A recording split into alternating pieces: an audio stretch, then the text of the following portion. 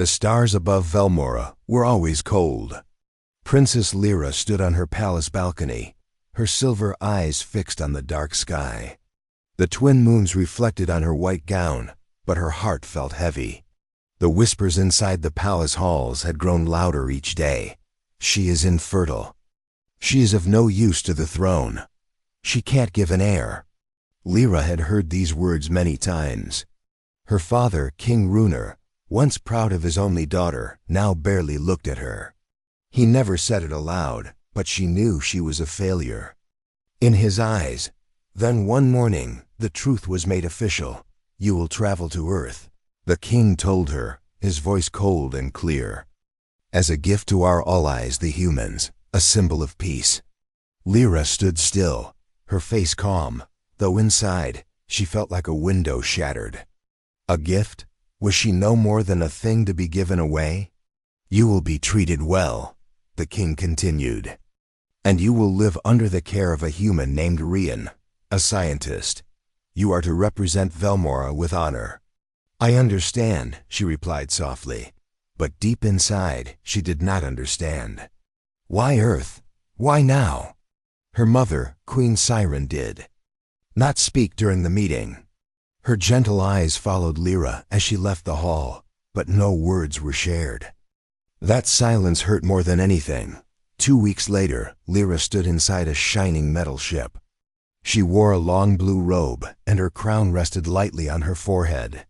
Her people gathered to see her off, but none cheered. They all knew this wasn't a journey of honor. It was exile with pretty words. The ship launched smoothly. As Velmora grew smaller through the window, Lyra pressed her hand to the glass. Goodbye, she whispered. She didn't cry. She never cried. Earth's skies were bright, full of colors she wasn't used to. The air felt thick, but it carried scents, flowers, trees, food. It was a world that breathed differently. When she stepped off the ship, a group of human leaders waited, along with a tall man with calm eyes.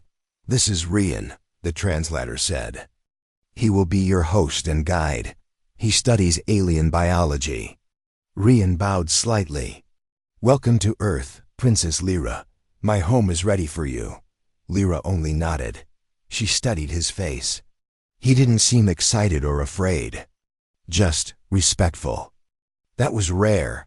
Rian's home wasn't large like her palace, but it was warm. The walls were painted soft colors, and small lights twinkled like stars. There was no throne, no servants, just quiet space. He showed her a room prepared for her. The bed had soft blankets, and books lined the wall. You may rest here, he said. If you need anything, just ask. Thank you, she said. She was not used to kindness without reason. Days passed slowly. Lyra kept mostly to herself. She spent time reading the human books, especially the ones about Earth history. Rian didn't disturb her, but always made sure meals were ready and left tea by her door. One evening, she walked into the living room. Rian was playing a soft tune on a wooden instrument. The sound was strange but beautiful. What is that? She asked. It's called a guitar, he said. Want to try? She hesitated, then sat beside him. He gently placed the instrument in her hands and guided her fingers. Her first sound was rough, but Rian smiled. You'll get it, he said. That was the first time she smiled. Later that night, she sat by the window, looking at Earth's moon. She thought about her old life. On Velmora, no one had time for music. Everything was about duty, rules, and silence. Here, things felt freer. She didn't understand the humans yet. But they didn't look at her with pity or shame. Rian, especially, treated her not as a princess, not as an outcast, but as a person. Still, she did not trust too quickly. Trust, after all, was something broken long ago. One morning, Lyra fainted while walking through the garden. Rian rushed to her side and carried her inside. His hands were careful and his voice calm. He called the Earth Medical Center, and soon, human doctors arrived with gentle machines. They ran tests. Lyra felt nervous. What would they find? Would they confirm what her people had said her whole life? Hours passed. Then one doctor smiled.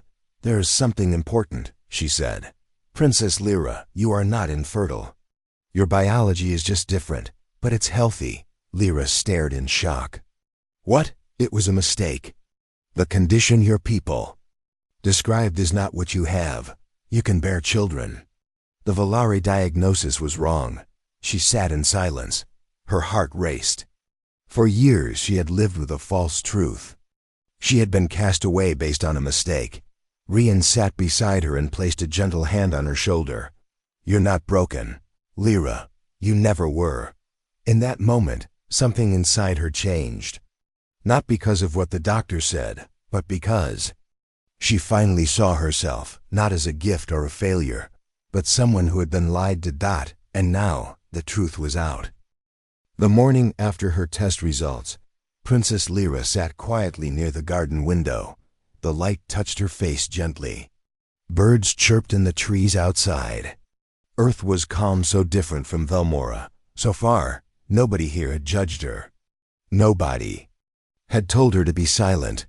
And now, after many years of doubt, she knew the truth. She was not infertile. She was not broken. Still, the news felt strange. Her entire life, she believed she could never be a mother. That belief had shaped her future, taken her place in the palace, and made her the gift sent away from her home. But now, everything had changed. Rian walked into the room, holding 2 cups of tea. He placed one beside her and sat down, careful not to disturb her thoughts. "I'm not sure what to say," she whispered. "You don't have to say anything," he replied. There was silence between them, but it wasn't uncomfortable. It was the kind of silence that lets 2 people breathe. After a while, Lyra looked at him. "Why do humans care so much? About strangers, I mean. You treat me better than my own people." Rian smiled slightly. "Maybe because we know how it feels to be unwanted. Or maybe because we believe no one should be left behind." Lyra stared at him. His words touched something deep inside her. They made her want to understand Earth even more. Over the next few days, Lyra began exploring her surroundings. Rian took her to a small human town nearby. She saw children playing, people laughing, families eating together. Nobody stared at her with cold eyes. Some smiled and waved. One child even gave her a flower. "This is for you," the girl said. Lyra took it with gentle fingers. "Thank you." The child ran off, laughing. Lyra watched her go, feeling something warm inside. No one on Velmora had ever given her something without a reason. At a cafe, Rian explained human traditions. "We believe in choice," he said. "Even when things go wrong, we try again. That's why Earth has so many kinds of people. We don't all think the same, and yet, you all live together? We try. Not always perfectly, but kindness helps." Lyra nodded. She sipped her tea and watched the people around her. Maybe humans were not weak. Maybe they were strong in a different way, quietly strong. That night, she sat with Rian near a small fire in the backyard. Stars blinked above them. The air was cool. Lyra looked up and pointed. "That one," she said. "That star is Velmora." Rian followed her finger. "It's beautiful." "Far away," she added. "Do you miss it?" She thought for a moment. "Parts of it. The sky, my mother's songs, but not the silence. Not the shame." "You don't need to feel shame anymore," Rian said. "You were never at fault." "No," she said slowly, "but I believed I was." "That's the worst part." Rian placed another log on the fire. The flames danced higher. "Lyra," he said after a pause, "what do you want now?" The question surprised her. On Velmora, she was never asked what she wanted, only what she was ordered to do. "I don't know," she said honestly, "but maybe I want to live for myself. Not for the throne or the treaty." Rian nodded. "Then that's where we begin." The next day, Rian introduced her to his research lab. It was full of machines, data screens, and samples from different planets. He showed her the work he did studying biology across species. "This," he said, showing her a sample, "is a flower from Tillis 3. It can grow in both fire and ice." "Incredible," she said. "Like you," he added quietly. She turned to him. "Me? You survived pressure, silence, and false truths. Yet here you are." Lyra didn't know how to respond, but her heart felt lighter as days became weeks. Lyra began to feel at home. She helped in the lab. She learned human recipes.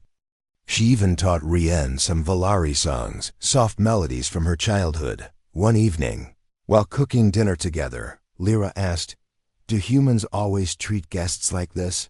Rien smiled. "Not always. But you're not just a guest.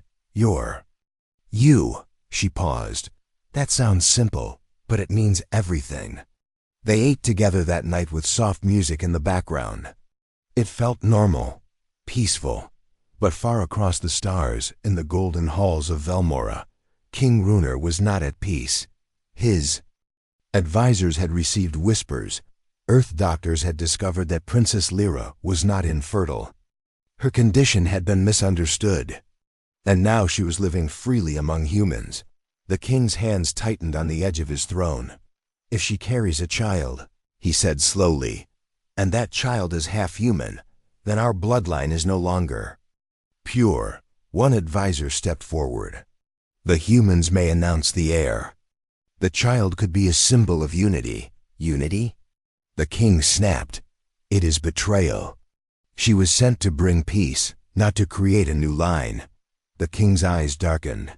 "Send watchers to Earth, quietly. I want to know everything. If there is a threat to the throne, we will act."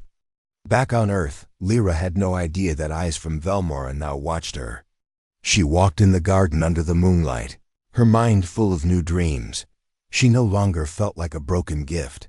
She felt human. She felt free. The days on Earth passed gently, like soft winds in spring. Lyra now moved through her life with more ease. She no longer walked like a stranger. She smiled more, spoke freely, and even laughed sometimes. Earth had changed her. She spent her mornings helping Rien in his lab. They studied plants, cells, and healing systems. Lyra learned how Earth's life was different, yet in many ways the same. In return, she shared Valari knowledge, ancient herbs, healing stones, and star maps her people had used for thousands of years.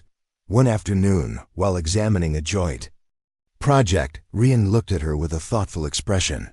"You've become a real scientist," he said. Lyra smiled. "Maybe I always was. I just never had the chance." Outside the window, the garden was in bloom. The air smelled sweet. Life felt full of new beginnings, but not everything was peaceful.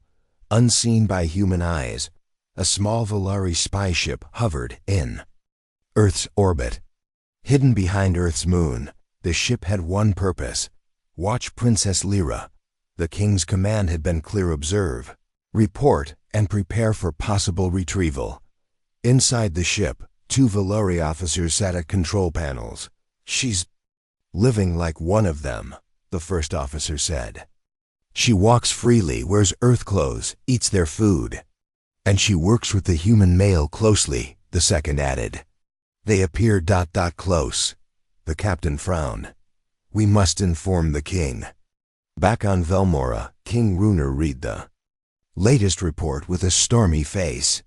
His hands trembled as he gripped the message tablet. "She is not only living as one of them," he growled, "but now she is a scientist, a partner to a human." An advisor stepped forward. "We have confirmed. She is fertile. If she bonds with this man and produces an heir, that heir will not sit on any Valari throne." The king shouted. Silence filled the hall. After a long pause, the king turned to his guards. "Prepare a mission. No longer just watchers. I want her brought back." "But the treaty, I don't care about the treaty." The king snapped. "She is my daughter. She is Valari blood. and she will not give our legacy to another world. Back on Earth, Lyra noticed changes in her body. She often felt tired in the mornings. Some foods made her feel strange. Her heart beat faster without reason. Rian noticed too. "You're not unwell, are you?" "I don't think so," she replied. "But something feels different." He suggested a full medical check. At first, Lyra hesitated. But curiosity won. The doctors welcomed her again. Tests were done with care and kindness. They asked questions, ran scans, and checked her blood. Finally, the lead doctor smiled gently. "Princess Lyra, I have important news." Lyra's heart pounded. "Yes, you're expecting. You're going to have a child." For a moment, everything stopped. "A child?" She whispered, double quotes, "Yes, a healthy child." She sat in silence, hand resting on her stomach.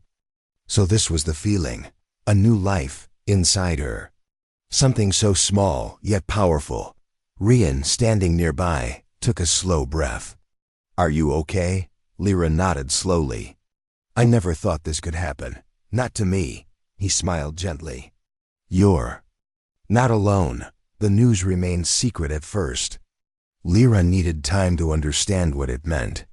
Each morning she walked in the garden, touching her belly softly, whispering to the child growing within, "I don't know what the future holds." She said one day, "But I promise you, I will protect you." Rian supported her without pressure. He helped arrange visits with human doctors, built a soft bed for resting, and filled their home with quiet peace. "You have a gentle way of standing strong," Lyra told him one night. "And you have a strong way of being gentle," he replied. They shared no grand words, just quiet understanding, but peace never lasts forever. One evening, while Lyra sat near the garden, she felt a strange presence in the sky. A sound like humming reached her ears, but no one else noticed. Her senses, sharper than a human's, knew something wasn't right. That night, she spoke to Rian. "I feel watched," she said. Rian looked serious. "From Velmora?" "Perhaps. My father wouldn't let this go so easily." The next day, Earth Space Agency picked up unusual signals near the moon. A hidden ship, silent, unknown, but clearly not of human design. Officials contacted Rian privately. "We believe your guest is being observed," one of them said. "Do you want us to increase security?" Lyra stepped forward. "No, if they come for me, I will face them myself." Later that week, a message came through clear and sharp, from the royal court of Velmora to Princess Lyra. "You are commanded to return immediately. Further refusal will be seen as dishonor." Lyra read the words slowly. "I am no longer a piece to be moved," she said quietly. "I will not go." Word spread quickly. The daughter of Velmora, once called Infertile, now carried a child on Earth. Not just a child, but an heir of two worlds. Human leaders met in urgent sessions. Some feared conflict. Others saw a chance for new peace. Earth sent back a simple reply: "Lyra is under our protection. She will not be forced. Her will is her own." On Velmora, King Runer's fury turned to fear. "She has power now," one advisor warned. "The people see her strength. Her child could unite two species." The king gritted his teeth. "Then we must stop this before the seed takes root." But across the stars, the seed had already grown. And in the quiet of a small earth garden, Princess Lyra placed her hands on her belly and whispered, "You will be loved. You will be free." The earth morning was soft and golden. Birds flew through the sky, and sunlight touched the green garden where Lyra sat quietly. Her hands gently rested on her belly. Each day, her connection with the life growing inside her became stronger. She had never imagined this moment. For years, she believed she was unable to have a child. But now, she was not only going to be a mother, she was carrying the first child of both Valari and human blood. Inside the house, Rian prepared a warm breakfast. He added fresh fruit and tea to a tray and brought it outside. You haven't eaten yet, he said kindly. I was thinking, Lyra said, taking the cup with a small smile, about what this child means, not just to us, but to two worlds. Rian sat beside her. Do you feel scared? Yes, she admitted. But not in a bad way. I feel protective, like I've been given a new purpose. Rian looked at her with care in his eyes. You've always had purpose. You just needed space to find it. The news of Lyra's pregnancy had quietly spread among Earth's high councils. Most leaders wanted to protect her. They saw the child as a symbol of peace, not danger. But in the shadows, some feared what her child might bring. A new kind of Heir One that could change politics between Earth and Velmora forever. Earth's diplomats sent a message to Velmora. Lyra is free. Her choices are her own. Any forceful attempt to remove her will break the peace treaty. But King Runar was not pleased. In his royal chamber, he stood with his hands behind his back, staring at the stars. They threaten me with words, he said, but I am not afraid of humans. An advisor approached carefully. Many on Velmora now speak kindly of Princess Lyra. They admire her strength and voice. She has become a symbol, even here. Then symbols must be broken, the king growled. He called upon a special unit silent warriors trained to enter worlds without being seen. Bring her back, he ordered. And if she refuses, bring only the child. The order shocked even the guards, but none spoke against the king. Back on Earth, Lyra was invited to speak with the United Council on the moon station.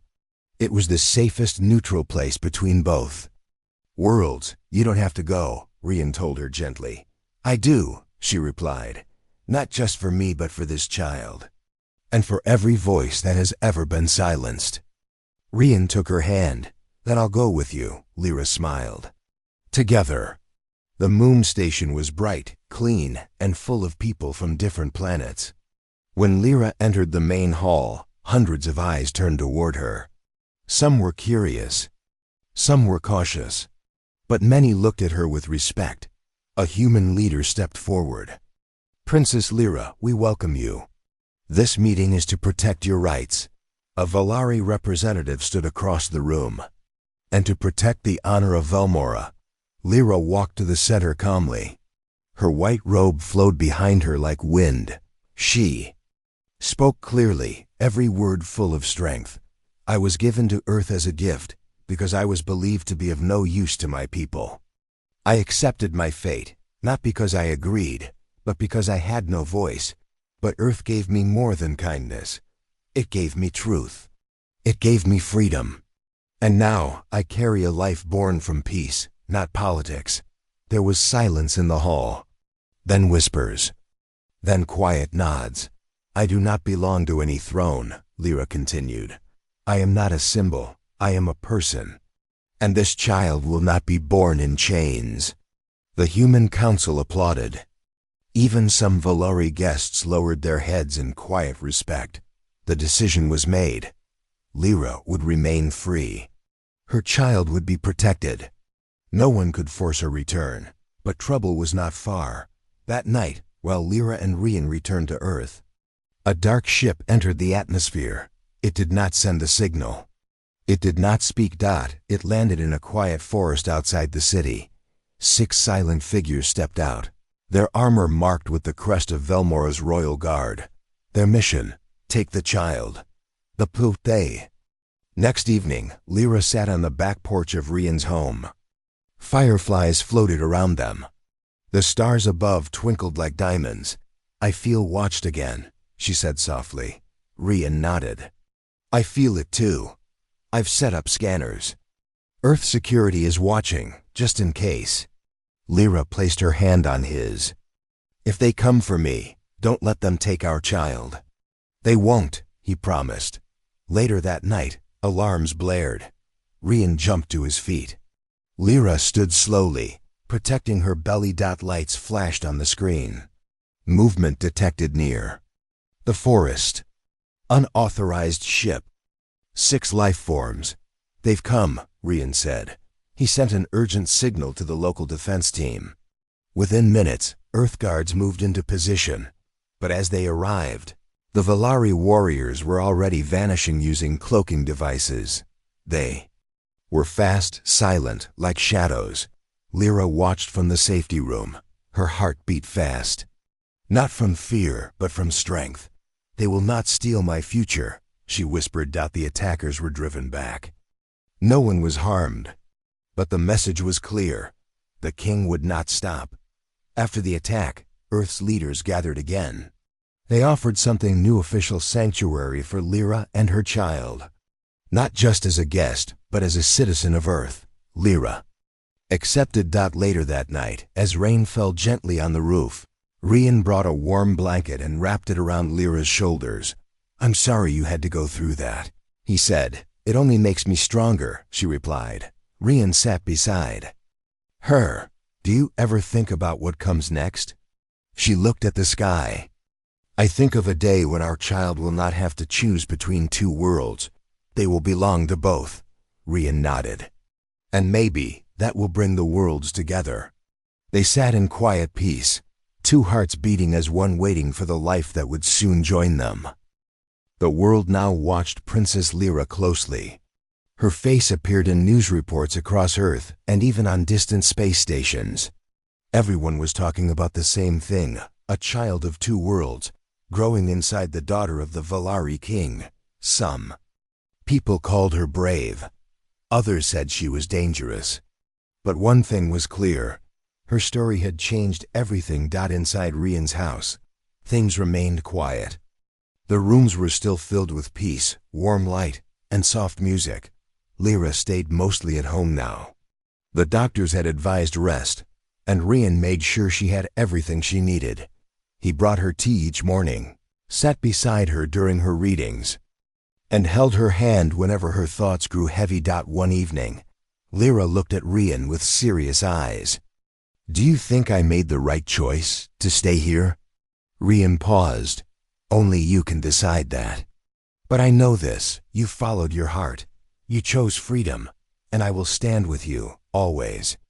Far away, in the sky above, another decision was being made. Velmora's council met in secret. Some members had started to question the king's actions. "She is not a threat," said one elder. "She is still Valari, and the child carries our blood." "But the king has ordered soldiers." "Against his own daughter," said another. "Is that leadership or fear?" Still, others remained silent. Fear of the king's anger held their tongues. Then a young council member spoke. "Let the people choose." Gasps filled the room. No one had suggested that in generations. Let the people see both sides. Let them hear Lyra's voice. If the people wish for her return, let it be. If not, the king must accept. On Earth, the moon station once again became the center of talks. The Valari Council sent a message to Earth's leaders. "We suggest a neutral trial, a public hearing. Let both worlds listen. Let the princess speak. Let the truth decide." Earth agreed. Rian turned to Lyra. "You don't have to do this." Lyra nodded. "Yes, I do, for our child." For every voice still kept silent on Velmora. Preparations began quickly. The hearing would be held on the moon station's largest chamber. Screens would show it across the galaxy. No lies, no secrets. As the day came near, Lyra stood by the mirror in her room. She wore a white robe, soft and strong. Around her neck hung a small silver pendant one her mother had given her long ago. Rian stood behind her. "You look like a queen," he whispered. "I'm just a mother," she said softly. "But today, my words must be stronger than any throne." The hearing room was filled with leaders, citizens, and observers from many planets.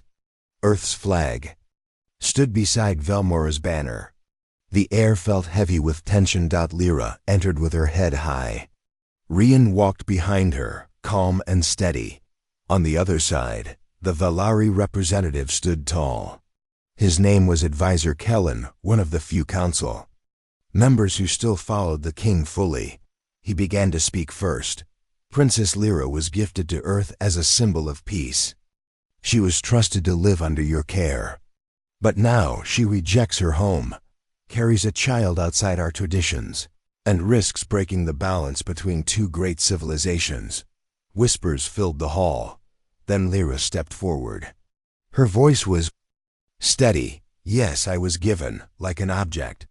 I accepted the role, even though my heart was heavy. I followed the path chosen for me. But Earth did not treat me as a gift. They treated me as a person.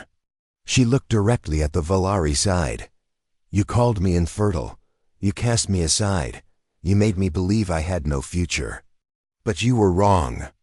And when the truth came out, you wanted to take me back, not because you loved me, but because I was useful again.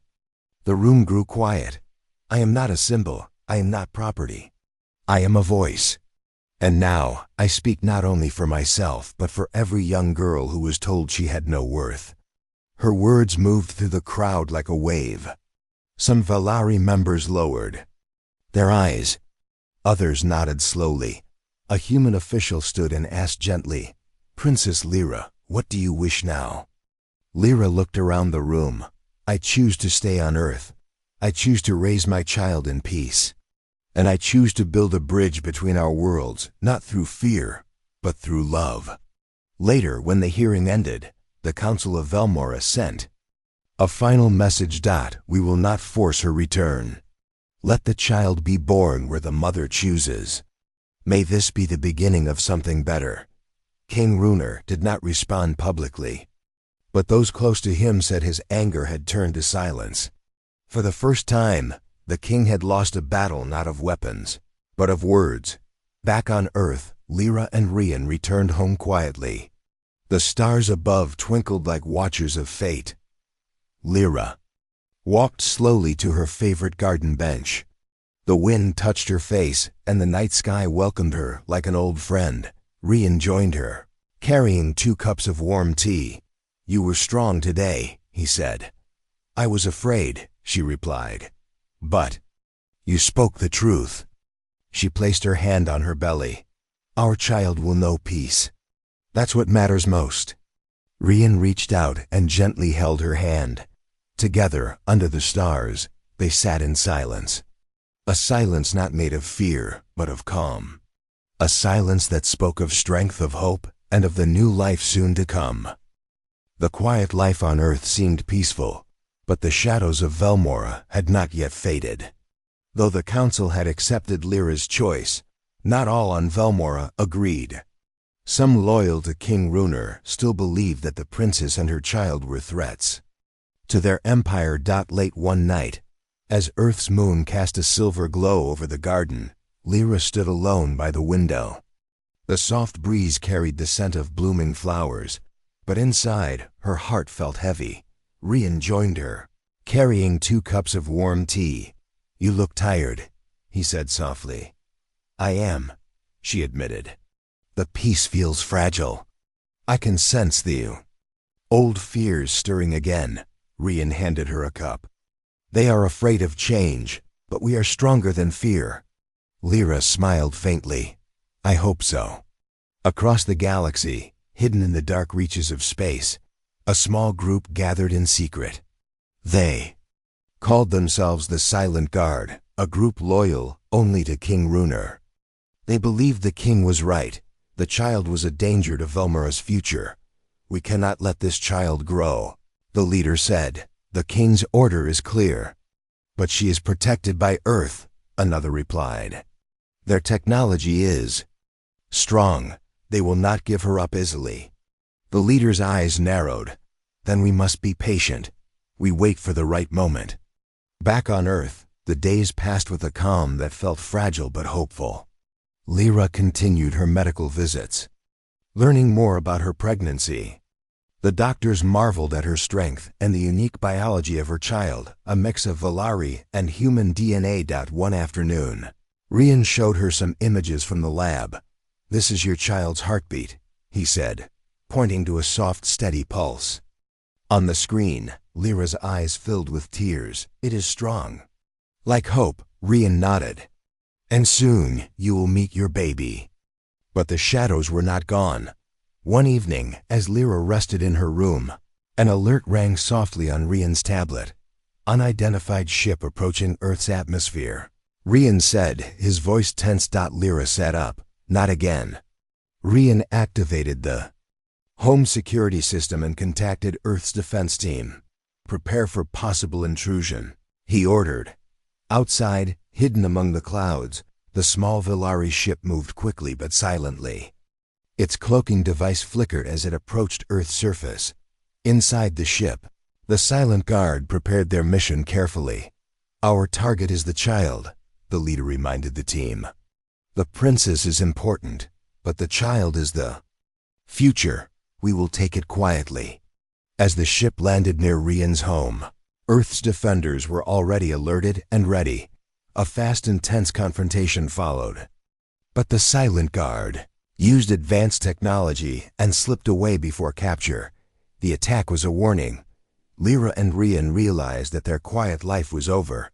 They met with Earth's leaders the next morning.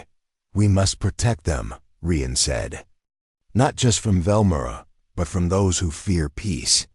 The council agreed and increased security around Lyra's home. They also offered a secret location for protection when the time came. Days later, Lyra felt stronger, but she could not ignore the danger. One night she looked at Rian. "If they come again, we must be ready." Rian held her hand tightly. "We will protect you, together." Meanwhile, on Velmora, King Runer watched the news with a silent fury. The people were beginning to respect his daughter's courage and the child she carried. His old advisors warned him, "The people want peace, but your anger grows." He looked away. "I will find another way." Back on Earth, Lyra spent quiet moments writing letters to her mother, Queen Siren. "I want her to know I am alive," she said, "and that I will fight for our child's future." Rian helped send the messages through secure channels. Though the Queen had limited power, she was kind and cared deeply for Lyra. One clear morning, as Earth's sun rose, Lyra stood in the garden with Rian. The air was fresh. Birds sang. "I dream of a day when our child will not fear the sky," she said. Rian smiled. "That day will come." She looked up at the stars. "We must be ready, for the future, for peace." The child was coming soon, and with it hope and danger. But Lyra was no longer the princess who was silent and afraid. She was a mother who would protect her family and the future of two worlds. The day had come. The sun was warm and bright over Earth's gentle hills. But inside the house where Lyra and Rian lived, tension mixed with hope. Lyra sat quietly in a soft chair, breathing slowly. The doctors and nurses moved calmly around her, preparing for the birth. The small room was filled with soft light and the quiet hum of machines. Rian sat close, holding her hand tightly. "You're strong," he whispered. Lyra smiled faintly. "Because I carry more than myself." Their child, the first of both Villari and human blood, was about to enter the world. Outside, Earth's security forces kept watch. The silent threat from Velmora's loyalists had not disappeared. But today was not a day for fear. This was a day of new beginnings. The labor was long and hard. Lyra's body worked with the strength she never knew she had. Rian stayed beside her, offering words of comfort and quiet love. Finally, after hours of waiting, a cry filled the room, a clear, beautiful sound. Their child was born. The nurses placed the small being into Lyra's arms. The baby's skin was soft and warm, and its eyes, dark and shining, looked up at the world with curiosity. Lyra's heart overflowed with love. "This is our hope," she said softly. "Our future." The news spread quickly across Earth and Velmora. Cameras showed the peaceful family, the baby wrapped in a soft blanket, sleeping in Lyra's arms. Many on Velmora were surprised. The king himself remained silent, but the people began to hope. This child was more than a symbol. The child was a living promise. Days passed gently. Lyra and Rian learned the new rhythms of parenthood, feeding, comforting, watching tiny fingers. Curled out one evening, as they sat in the garden with their child sleeping nearby, Lyra spoke, "I wonder what the future will bring." Rian smiled. 2 worlds, 1 child. A chance to build bridges, Lyra nodded. "I want our child to grow without fear. To know love from both sides." Rian took her hand. "And we will protect that." But peace was still fragile. One morning, a message came from King Rhunar to Princess Lyra and her child.